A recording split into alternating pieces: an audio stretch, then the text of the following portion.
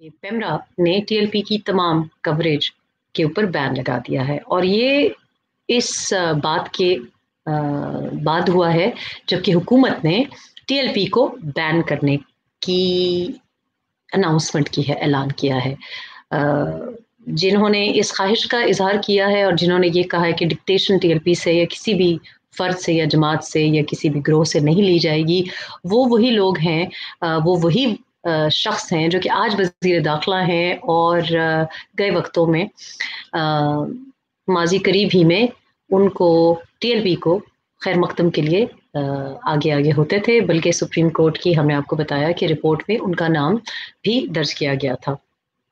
मज़े की बात यह है कि क्लीन अप ऑपरेशन का जब मैंने जिक्र सुना और बैनिंग का मैंने सुना, साथ ही साथ हमें ये भी पता चला कि जनरल हमीद गुल साहब के जो साहबजादे हैं अब्दुल्ला गुल साहब, उन्होंने भी एक वीडियो कल जारी की थी, कल या परसों, कि हम टीएलपी का जो अहद है या जो मकासद है उसको मैं आपसे वादा करता हूँ पाए तकमील तक पहुँचाऊँगा। तो उनके खिलाफ भी एक मुकदमा या एक एफआईआर टाइप चीज़ दर्ज हो गई है जो मैंने अभी मेरी नज़र से गुजरी है।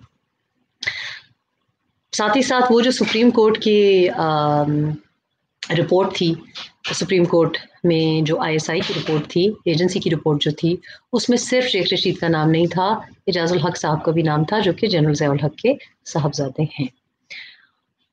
इंटरेस्टिंग कि ज़ाहिर है एक chief of the army staff Ziaul हक साहब के साहबजादे हैं, पॉलिटिक्स में भी आगे आगे रहे हैं। अब्दुल्ला गुल साहब फॉर्मर डीजीआईएसआई के साहबजादे हैं, पॉलिटिक्स में भी आगे आगे रहे हैं, उनकी एक तंजीम भी है। शेख रशीद साहब किसी तारुफ के मोहताज नहीं है, माशाल्लाह, वो आप ही अपना तारुफ है खुशबू की तरह। और जनाब आज एक गाना मुझे याद आ रहा है कि नियत शौक भर ना जाए कहीं, तू भी दिल से उतर ना जाए कहीं। तो इन कुछ मौसमी परिंदों का तो पता ही नहीं चलता कि किस वक्त किस पार्टी और किस लॉबी के साथ खड़े हो जाएं। मफाद परस्ती और मुनाफिकत की इंतहा हमने 2021 में पार होते हुए देखी है, बल्कि गुज़िश्ता 2.5 साल से ही देख रहे हैं। बिफोर डूइंग दिस लाइव एक और चीज़ मेरी नज़र से गुजरी कि जनाब जो साद रिजवी साहब हैं, खादिर रिजवी साहब के साहबजादे जो जानशीन है टीएलपी के, उनके हाथ से लिखा हुआ एक ख़त बताया जाता है। मैं ये ख़त जब पढ़ रही थी तो मैंने इसलिए आसानी से पढ़ा है क्योंकि इनकी लिखाई जो है वो मेरी तरह ही है। मैं भी उर्दू अगर लिखूँ तो ऐसे ही लिखूँगी। ज़ाहिर है मेरी तो खैर उर्दू लिखना ज़रा, मेरा मतलब है कि ज़रा बचगाना हैंड राइटिंग है, मेरी उर्दू की हैंड राइटिंग भी ऐसी ही है। ज़ाहिर हैं भी नौजवान हैं, बच्चे ही हैं, छोटे से हैं। अब ये सारा कुछ जो हो रहा है, पेमरा का बैन लगाया है। पेमरा का बैन कौन लगाता है? हुकूमत। वज़ीर दाखिला किसका होता है? हुकूमत का। हुकूमत ने कहा है, बल्कि मैंने एक और भी एक चीज़ नज़र से इन गुनहगार आंखों ने देखी है कि एक वीडियो भी प्राइम मिनिस्टर साहब का दिखाया मुझे आज किसी ने एक इंटरव्यू में, जिसमें वो कह रहे हैं कि बिल्कुल हम लुबे लुबाब उसका ये था कि गुंडागर्दी नहीं चलेगी, किसी की भी हम बात नहीं सुनेंगे और ये लोग गलत हैं। और ये है जो कंटेनर पे जो शख्स हम सबको एहतजाज करने की तबलीग करता था, जो हमको कहता था कि पुलिस अफसर, पुलिस एहलकार कोई आपको रोके तो मैं उसको खुद पता नहीं क्या कर दूंगा, अजीब अजीब वायलेंट, इंसाइटमेंट टू वायलेंस जिसको कहते हैं, करते थे। और जनाब पीटीवी पे भी चढ़ाई की, बड़ी जश्न मनाए गए। आप सबने वो ऑडियो भी सुनी है। आरिफ अलवी साहब आज सदर हैं और इमरान साहब वज़ीर आज़म हैं और सैडली उनका ऑडियो हमारी तारीख का हिस्सा है। इस सब का जो कुछ भी हो रहा है, ये जो सारे इक़दामात हैं ये हुकूमत कर रही है।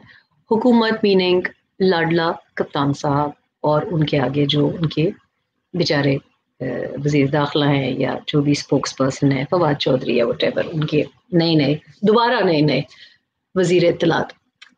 हुकूमत हमें पता है कि बेख्तियार है और हुकूमत इतना ही कर सकती है।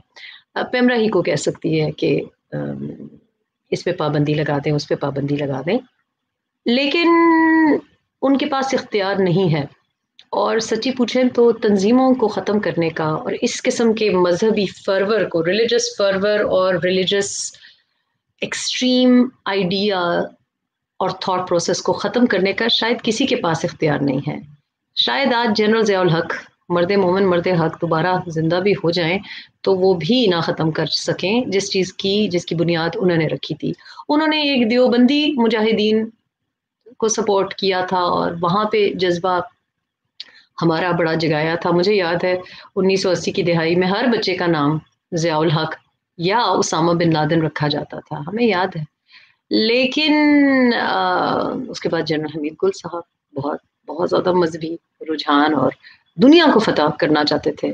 سوڈان سے لے کے دنیا کے کونے کونے میں اسلام کی ایمپائر قائم کرنا چاہتے تھے. میرا خیال ہے ان کے بیٹے بھی اگر بند کروانا چاہیں گے اس تنظیم کو، حالانکہ ان کے اوپر یہ مقدمہ درج ہو گیا ہے، سپورٹ کرنے کی وجہ سے مقدمہ درج ہو گیا ہے، لیکن کیا وہ بند کر پائیں گے؟ نہیں. سعد رضوی یہ جو چھوٹا بچہ ہے، اس نے جو التجا کی ہے یہ تو اس سے کروا دیا ہے، یہ خط لکھوا دیا ہے، لیکن اس سے کیا ختم ہو جائے گی ٹی ایل وائی پی؟ نہیں. کیوں؟ اس لیے کیونکہ یہ بڑا لمبا چوڑا پروسیس ہے، اور میں آج دیکھ رہی تھی کہ جو پروسیس ہے بند کرنے کا، کیونکہ یہ ایک ایسی جماعت ہے جس نے الیکشنز میں حصہ لیا ہے، رجسٹرڈ الیکٹورل جماعت ہے. تو الیکشن کمیشن آف پاکستان جب ابھی تک فورن فنڈنگ کے اوپر چپ خاموش بیٹھی ہے، پی ٹی آئی کی فورن فنڈنگ کے اوپر خاموش بیٹھی ہے، اور وہاں بھی یہ انویسٹیگیٹ کیا جا رہا ہے کہ ان کی فنڈنگ کہاں سے آئی ہے، اللیگل، غیر قانونی، پاکستان کے آئین اور پاکستان کے قانون کے خلاف تو فنڈنگ کہیں نہیں ہے، وہ التوا میں ہے. تو اسی طرح کا پروسیس ٹی ایل وائی پی کے اوپر ہوگا، یعنی کہ ای سی پی کو کمپلین جائے گی اور ای سی پی کہے گی کہ جیسا دیکھتے ہیں جی ان کو کون فنڈ کر رہا ہے، کون سا مغربی ایجنڈا ان کو فنڈ کر رہا ہے. جب ان کو کچھ نہیں ملے گا تو ظاہر ہے وہ کچھ کر نہیں سکیں گے. اگر ان کو کچھ مل گیا which would be very embarrassing، اگر کچھ ملا جو کہ سچ ہوا، تو پھر سپریم کورٹ شاید کوئی ایکشن لے. ہو سکتا ہے کہ ٹی ایل وائی پی سے پہلے پی ٹی آئی کی فورن فنڈنگ میں پی ٹی آئی ہی بند ہو جائے.